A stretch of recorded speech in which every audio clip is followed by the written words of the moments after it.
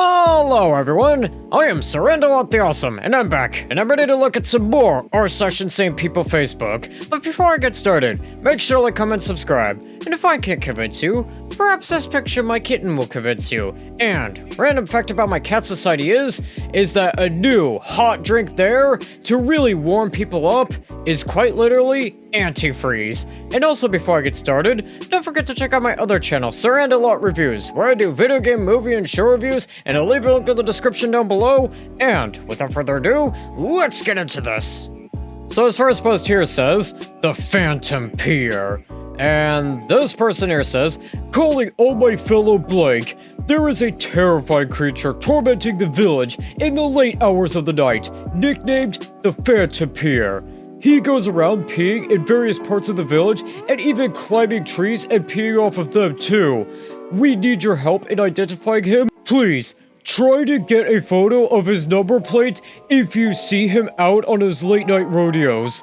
Okay, I'll be perfectly honest. I am so far very interested in the story behind this. Anyways, this person here goes on to say, so far, he has been spotted taking his late night whizzes at blank and blank. He not only seems to not be able to know how to pee in the right places, but can't park in the right places either. See the photo of him parked in the trolley parking bay in Asta. Okay, for this one, I'm gonna give this a question mark out of 50. I mean, I am very interested in the story behind this, and hey, at least this isn't like some far-right conspiracy theories or some anti-vax stuff, so that's a plus. And yeah, I'll be honest, I want to know more about this. And this next post here says, Lady proves that she doesn't understand how ADHD is diagnosed. And this person here says, also, it's a little scary to sit here and think that over 50% of children need ADHD medication is insane. I'm sorry. Just because an 8-year-old can't sit in a chair for 8 hours doesn't mean they have ADHD. It's wrong to shove kids on medication they don't need. It's messing with their development and shuts them off from being the kid in them. They don't need 8 hours of school. We are no longer pushing out factory works. And this person here says, ADHD isn't just diagnosed by arbitrary means, such as not being able to sit still for 8 hours. And this person here says, Ritalin and Adrenal are one compound away from being meth. Talk to 10 people, 9 out of 10 people are on some type of ADHD medication. It's strange that this wasn't the case 50 years ago. Okay, for this one, I'm gonna probably give this, probably a 45 out of 50.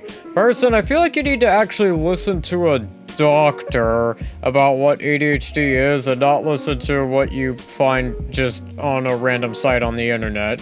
And also, person, yeah, there wasn't a whole lot of ADHD 50 years ago because, well, ADHD, 1, technically didn't exist, and 2, we are better about detecting ADHD nowadays than we were 50 years ago. And also, person, you have to understand that ADHD isn't just something of you can have some of the symptoms and just have it.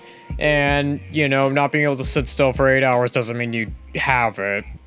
And this next post here says, giving myself credit for best opening month. And the man-child-in-chief here says, as a president who is being given credit for having the best opening month of any president in history, quite naturally, here come the fake books and stories with the so-called anonymous or off-the-record quotes. At some point, I am going to sue some of these dishonest authors and book publishers, or even the media in general, to find out whether or not these anonymous sources even exist, which they largely do not. They are made up, defamatory fiction, and a big price should be paid for this blatant dishonesty. I'll do it as a service to our country. Who knows, maybe we will create some nice new law. Yeah, coming from this overgrown man-child, that is kind of terrifying, especially since he is the one who is calling the shots, and this is going to get a special out of 50. Yeah, all I'm getting from here is the First Amendment be damned. And this next post here says, the man who is literally everything Jesus says not to be is being praised by people who likely also do not follow his teachings. And this person here says, I was watching Fox News this morning and saw the most amazing thing. They showed all of the man-child-in-chiefs, cabinet secretaries, plus the man-child-in-chief himself bowing their heads and praying to God and giving God honor before they opened their cabinet meeting. It blessed my heart so much to see God being put back on the throne here in this country. But Christians, we have to pray for them every day because Satan is fighting very hard against what God is doing. In all honesty, I think Satan would actually be better than what we have. You know, better than the man-child-in-chief himself. And I'm gonna probably give this, I don't know, probably maybe a 45 out of 50. I mean, part of me thinks that is false, and also, why do people idolize the man-child-in-chief of all people, who is literally the embodiment of everything wrong in America? And this next post here says, my mom, she is convinced that vaccines don't work and that they cause autism. And this person here says, I don't want this to be a vaccine argument, but how did the kids in Texas get measles? Was it the bacteria sloughed off from vaccinated kids? Actually, no, it was because there were people who, for some reason, refused to vaccinate their kids. And I believe that those people should be charged with child abuse for doing that. And this is gonna get a special out of 50. Yeah, it's because of people who don't vaccinate their kids that are responsible for, you know, this measles outbreak in Texas.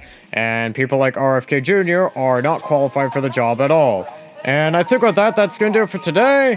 Don't forget to like, comment, subscribe, and I'll see you in the next one. Not as far-fetched as it may seem. In fact, both local San Francisco papers are investing a lot of money to try and get a service just like that started. Science editors